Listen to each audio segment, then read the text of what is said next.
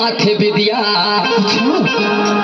हर गोरिया दे के माथे बिदिया तू उड़ावेलू सब करनी दिया हर जालू रोज रम दिया लगन बजरिया